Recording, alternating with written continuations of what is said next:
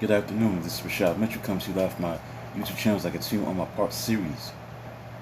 The week that was college football history and review, 1957 college football season. This is now week 5. We'll be talking about the games that were played on October 19th, 1957, including start with the game that was played the day before October 19th, October 18th, 1957, on a Friday. So it's week 5 of October 19th, 1957. So let's get into it. On a Friday, October 18th, 1957, to begin week number 5, Miami Hurricanes played against North Carolina State, the number 12 team in the country. In this battle, this matchup ended in a scoreless tie, a draw, 0-0. Playing its 5th straight game on the road, NC State used its defensive line might to thwart late scoring tries by favorite Miami. After the first half that saw two Hurricanes probes reach Wolfpack's 21-yard line, the clock rolled deep into the second half before either foe mounted another charge. NC State ends Bob Pepe and Don Makita, tops on defense all night, combined to block Miami punt late in the third quarter at Hurricanes' 15-yard line. But after 3 incompletions, NC State quarterback kicker Tom Katich tried field goal that was blocked by Miami tackle Gary Greaves. Run on 4th down on Wolfpack 9-yard line, 47 seconds left by 196-pound Miami fullback Bill Sandy was halted by 163-pound State halfback defensive back Dick Hunter. So Katich, however, nearly lost game on safety as he was spilled on 1-yard line when team talked coach Earl Edwards into gambling with end zone pass call. Wolfpack punted out only to its 30-yard line. And halfback defensive back Dick Christie had to slap end zone pass from hands of Hurricanes halfback John Verone with 8 seconds left. Army, the number 19 team in the country, defeated the University of Pittsburgh, the number 16 team in the country. It was about 2 top 20 teams. 29-13 was the result of this matchup between number 19 Army versus number 16 Pittsburgh. 29-13 favorite Army. Looking good in the first half, Pitt line pushed Army all over the field, but its attack was halted twice at Cadets' 10-yard line before sub quarterback Ivan Thompson launched the 37-yard touchdown to end Dick Scherer to earn 6-6 tie at halftime. Black Knights' decisive score for 13-6 lead came in third quarter at end of 13-play ace 3-yard march. Fullback Harry Walters pounded ball for 7 of 12 runs before striking in for 2-yard touchdown. Cadets broke halfback Pete Dawkins loose for 32-yard touchdown reception and his 54-yard sprint. Soon position tackle kicker Maurice Hilliard's 30-yard field goal. Those 10 points helping Army lead to 23-6 and coming within 3-minute span and carried into the early fourth quarter. Halfback Bob Anderson, Army sophomore sensation, made 96 yards of Cadets, 273 yards rushing, and scored first and last touchdowns on 1-yard plunges in the fourth quarter. And Thompson knocked down 53-yard touchdown pass to halfback Dick Haley for Pittsburgh. The defensive back Anderson eventually came up with his second interception to set up his own late touchdown. Vanderbilt beat Penn State 32-20. Nashville Invaders spoiled homecoming at Penn State the second half rally. Nittany Lions led 2013 at halftime after fumble set up 4 or 5 touchdowns scored by dual combatants. Liable halfback Dave Kasparian put Penn State on board in first quarter after fumble was gained at Vanderbilt 25-yard line, and in the second quarter when his 2-yard touchdown ended 65-yard march, Commodores halfback Phil King threw 13-yard touchdown pass to halfback Tom Moore and caught 11-yard touchdown pass from quarterback Boy Smith after the Lions bobbles in the first half. Big play came on second scrimmage of third quarter. Smith found Moore alone in Lions secondary for 77-yard touchdown surprise. But when fullback kicker Jim Travis' extra point was missed, Vandy still trailed 20-19. In Ron Miller took 29-yard touchdown pass from Smith next time Penn State lost fumble, and it gave Vandy permanent lead at 25-20. Lions quarterback Al Jackson passed 13 of 23 for 184 yards and an interception. Navy, number 15 team in the country, defeated Georgia at Norfolk 27-14 as sailors went digging for oysters in Norfolk's annual interceptional bowl match of same name. They narrowly came up with barnacles. Even though everything started well for Navy, quarterback Tom Forster completed 5 of 6 on 86-yard opening drive to his touchdown sneak. Sub-quarterback defensive back Pat Flood quickly recovered fumble by Georgia split back Jimmy Orr. Flood threw to fullback Ray Wellborn for a 5-yard score. A linebacker Wellborn raced to the 31-yard line, 31-yard touchdown, interception of Bulldogs quarterback Charlie Britt's pass. So Navy led 21-0 at halftime. Apparent new outlet in third quarter permitted Georgia to go 76 yards to fullback Gerard Jackson short touchdown dive. Midfield fumble and fourth quarter followed Georgia quarterback Tommy Lewis to fake out Navy defense, scoop around right in, standing up to make it 21-14. Reliable halfback Ned Odom ended any academy anxiety by dashing 34 yards for clinching the score. Maryland beat North Carolina 21-7. North Carolina was ranked number 14 in the country. Maryland beat North Carolina 21-7. And somewhat puzzled by American football, Queen Elizabeth II of England demurely watched in crowd of 43,000 as Maryland dealt the upset loss to its former coach Jim Tatum of North Carolina. Tar Heels took advantage of 2 fumble recoveries to score in first quarter. Terrapins halfback Howard Dare lost possession to Carolina center linebacker Jack Lineberger at Maryland 44-yard line when North Carolina had to punt. Guards Fred Swimminger recovered penalty. Pumpkin at Maryland 35-yard line. Speedy halfback Deli Goff skipped 11 yards to touchdown and grew versus North Carolina's 7-0 lead held up until middle of third quarter. Big break for Terps came when punter Goff couldn't field bad punt snap. It was down at his 38-yard line. So Maryland quarterback Bob Roosevelt tied it with 1-yard touchdown run. Halfback Ted Kirshner bolted 81 yards for a quarter-head touchdown moments later. Maryland continued to dominate the second half, powered 67 yards on the ground for its third touchdown. Scored by fullback Jim Joyce on third 13-yard run at game's end. Giddy Terrapins carried coach Tommy Monk across field to present him to surprise Queen. Perhaps it was best that London's tabloid newspapers hadn't yet exploded to their frenzied peak of celebrity watching. Next, number 9 Auburn defeated Georgia Tech 3-0. AP called Auburn a lumbering, punchless giant on offense, but the nation's best on defense. It took the Tigers' second string to move 48 yards to Georgia Tech's 16-yard line early in the second quarter. Now threatened, Engineers defense posted stop sign, so fullback kicker Billy Atkins kicked 31-yard field goal for a 3-0 Tigers lead. Georgia Tech underdog for first time since 1953. Game versus Notre Dame also played well on defense. Center linebacker Don Stevenson recovered. Halfback Tommy Lorinos fumbled to Blunt. Auburn advanced after Tech lost fumble at own 23-yard line. Yellow Jackets defensive line punt pushed back Tigers after poor Georgia Tech punt had started Auburn at Tech 34-yard line. Engineers threatened twice as quarterback Fred Brazelton was 10 for 14 passing, missed fourth down pass from Tigers 4-yard line just before halftime. And Auburn and defensive end Jimmy Phillips made Brazelton cough up pigskin with strong pass rush when Georgia Tech had reached 5-yard line opening play of the fourth quarter.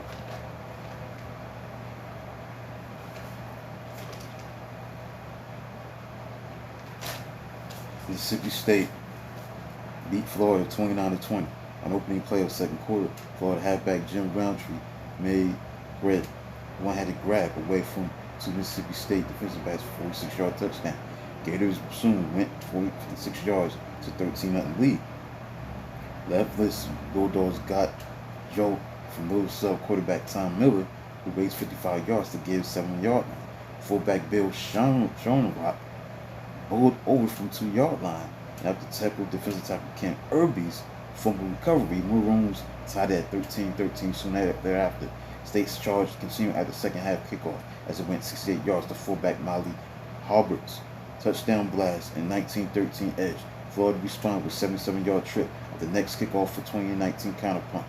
Fumbling twice, Florida pinned itself deep for most of the fourth quarter, and Bulldogs used recovery and kicker Kelly Cook's 32-yard field goal for 22-20 lead. Defensive back Miller made interception of Gators quarterback Jimmy Dunn, and Halbert scored after taking daring downfield lateral from Miller. Next, we got Michigan State. The number one team in the country was upset by Purdue 20-13. Number one, but apparently flat, Michigan State lost 5 fumbles and relinquished 192 yards rushing to its off-time 1950s nemesis, Purdue. Boilermakers dug in to stop Spartans halfback Dean Looks' fourth down thrust, inches from goal line in late moments of the first quarter. Even though halfback Walt Kowalczyk soon returned punt 33 yards to 10-yard line to get Spartans rolling to his second quarter touchdown run of 2 yards. Boilers tied it 7-7 on the touchdown by fullback Bob Jarvis. At the fumble recovery at Michigan State 19-yard line, Purdue's other fullback Mel Dillard twisted 4 yards to score 4:21 into the third quarter. Halfback Ken Mikes scored clinching touchdown for the 20-7 advantage on a 34-yard draw play in the third quarter, but it was masterful sub quarterback Ross Fichtner who transformed injury-riddled Boilermakers into Spartan-hexing Spoilermakers. Michigan State University quarterback Jim Nowski, whose passing had been ineffective most of the day, nailed 3 for 4 on last scoring March, including a 30-yard touchdown in the first minute of fourth quarter to Big N Sam Williams. So number one, Michigan State lost for 20-13 to Purdue. Iowa played Wisconsin. Iowa was the number 6 team in the country.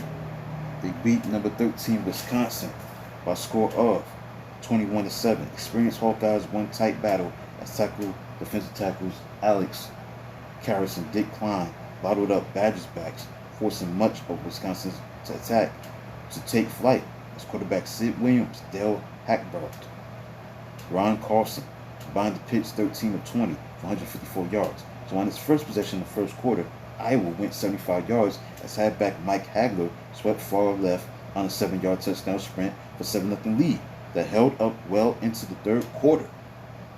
So Wisconsin suddenly tied it when tackle Jim Heineke blocked Iowa fullback punter John Nocero's punt from 32-yard line. The fumble John Hobbs fell on bounding ball in the end zone. Hawkeyes had quick answer for Badgers' mass 8-man front. Quarterback Randy Duncan lofted key passes during an immediate touchdown drive as Iowa went 76 yards for go-ahead score at the 14-7 score. That was the score, 14-7. It was tallied by fullback Don Horn, who slanted through blocks of Klein and guard Bob Cummings and shed 3 tacklers in secondary for 35-yard bursts. So Iowa halfback defensive back Bill Gravel iced it with 44-yard interception touchdown return in the fourth quarter. Next, Illinois beat Minnesota, the number 4 team in the country, by a score of 34-13. Illini coach Ray Elliott had become so aggravated by the performance of his first unit that he benched them to start game. Inspired first team of Illinois entered scoreless game late in the first quarter, spoiled for 21-0 halftime lead on way to crushing championship dream of number 4, the Golden Gophers, hot preseason choice for the Big Ten title. Illinois running stars were halfback Bobby Mitchell, hospital patient early in the week, and fullback Jack Delvo scored twice early for Illinois. Minnesota lost pair of first half turnovers. Illinois in defensive end Rod Hanson's interception and defensive backs Mitchell's fumble recovery at Gophers' 28-yard line to contribute to its demise, facing themselves at 34-0 in fourth quarter. Minnesota, after missing all its throws in three quarters, finally scored on 2 passes. Quarterback Bobby Cox, halfback Dave Lindblom, quarterback Jimmy Reese to end Jerry Friend. Writing in Chicago Tribune, Wilfred Smith suggested, seldom in the history of the Western Conference Big Ten has any team like Minnesota near unanimous choice to win been outplayed so completely. Gophers once bright prospects quickly would slide away in 1957. Texas beat Arkansas by score of 17-0. A shutout by Texas over Arkansas 17-0, led by quarterback defensive back Bobby Lackey, fullback linebacker Mike Dowdle. Texas turned 3 Razorbacks misuse into scores to knock off unbeaten and highly favored Arkansas. Yeah, Arkansas was number 10 in the country when they lost to Texas. After Hawks halfback Donnie Stone lost handle on punt at his 35-yard line in the first quarter, Longhorns Polish refugee kicker Fred Bednarski made what was believed to be first ever soccer style field goal of 40 yards. So defensive back Lackey recovered fumble at his own 33-yard line in the second quarter. Fullback Mike Dowdle quickly burst 39 yards up the middle to ignite 27-yard halfback pass by Max Alvis to halfback George Blanche. Arkansas drives fizzled at 9 13-yard lines until Texas iced it in the fourth quarter as Dowdle made interception of quarterback George Walker's pass and soon banged across from 1-yard line. So that's the end of that. Now we're going to go to Texas A&M. Texas A&M was the number 3 team in the country and they shut out University of Texas Christian 7-0 shutout. Fidgety Frogs of TCU lost fumbles on each of their first 2 snaps of afternoon. Texas A&M cashed ladder of 2 bobbles as quarterback Roddy Osborne rolled right, turned to lob soft 10-yard touchdown pass to end Bobby Marks in the end zone.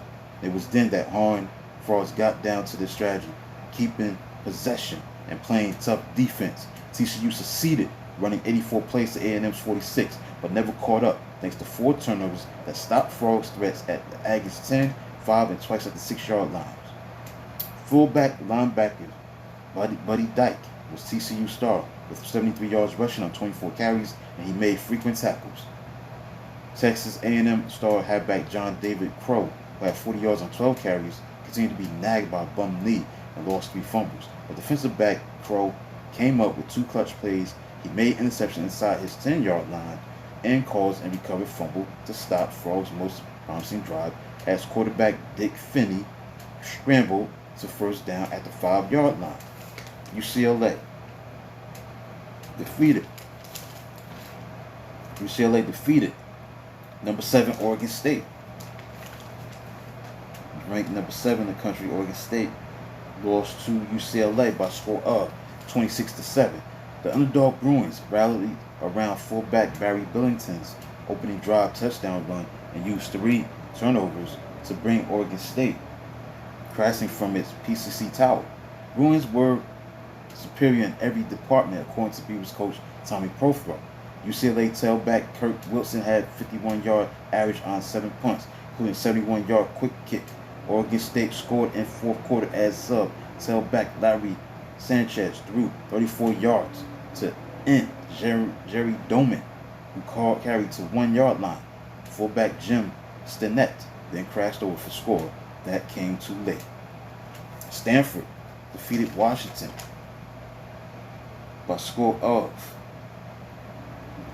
21-14 as the Indians were thrown back on their heels in the first quarter by an 18-play, 80-yard touchdown drive. keyed by a 24-yard, 3rd down run by Huskies fullback Jim Jones that resulted in a 1-foot scoring dive by quarterback Al Ferguson.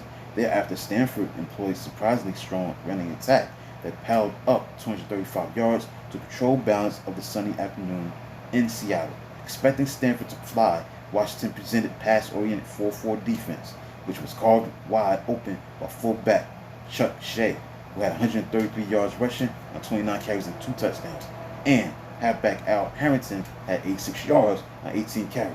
Tribe nodded a fair in second quarter on 57-yard march to Shea's 22-yard touchdown, on which he weaved through defensive backs to end zone. In defensive end Gary Van Golder's fumble recovery at Husky's 16-yard line prompted another touchdown by Indian sneak by quarterback Jack Douglas for a 14-7 edge. Shea's second touchdown tally from 1 yard out with 6:42 to play sealed fate of Washington, even though Huskies went 68 yards to Ferguson touchdown pass to halfback Luther Carr in last 2 minutes. And finally, Oregon beat Washington State, the number 19 team in the country, by a score of 14-13. Seconds and inches were the difference as Rose Bowl dream of Cougars were quieted. Meanwhile, the Ducks stayed unbeaten in the PCC at 2-0, all because Washington State quarterback kicker Bobby Newman's tying conversion kick squarely struck, fell away from left upright with 105 remaining. So Oregon was fortunate to sneak its first touchdown, and before halftime, as quarterback Jack Crabtree was stuffed by a defensive wall, then pushed across from close range as halfback clock showed 5 seconds. Duck Swift halfback Jim Shanley caught 35-yard touchdown pass in the fourth quarter. So when fullback kicker Jack Morris clicked on his second extra point, Ducks led 14-0.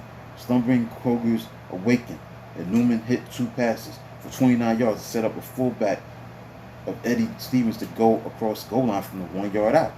Now Oregon decided to put Shanley on the other end of the pass strategy and halfback toss interception taken by halfback defensive back Don Johnston. Wazoo charged 71 yards to Newman's touchdown sneak. Cougars coach Jim Sutherland sent in kicker Stevens to try extra point, but Newman overruled him to try kick himself. Sutherland was philosophical afterward, saying it was his decision. He's our quarterback. So that's the conclusion. Look at the games that were played on October 19th, 1957, including the game that was played on October 18th, 1957. This was week 5 of the games that were played. Now let's look at the October 21st IUP poll as of 1957. Oklahoma was number 1. Texas A&M, number 2. Number 3 was Iowa. Number 4 was Duke. Number 5 was Auburn. The rest of the top 10 rounded out as this. Number 6, Mississippi State. Number 7, Notre Dame. Number 8, Michigan State. Number 9, Army. Number 10, Louisiana State. The rest of the top 20 look as this. North Carolina at number 11. Number 12, Ohio State. Number 13, Rice. Number 14, Minnesota. Number 15, UCLA. Number 16 spot was a tie between Illinois and Navy. And number 18 was Oregon. Number 19 was Texas. And number 20 was Michigan. So that concludes a look at the games that were played during the week number 5, October 19th, 1957. When the game was played on October 18th, 1957 on a Friday between Miami and NC State. It was all about the October 19th, 1957, week 5 of the 1957 college football season. Hope you enjoy everything that was talked about. Best yet to come, obviously, with this part series. I'll do a video like this tomorrow. Please like, subscribe, comment on this channel and on this part series, this video in general. Until then, again, like, subscribe, comment on this channel, including this video. Until then, talk to you tomorrow.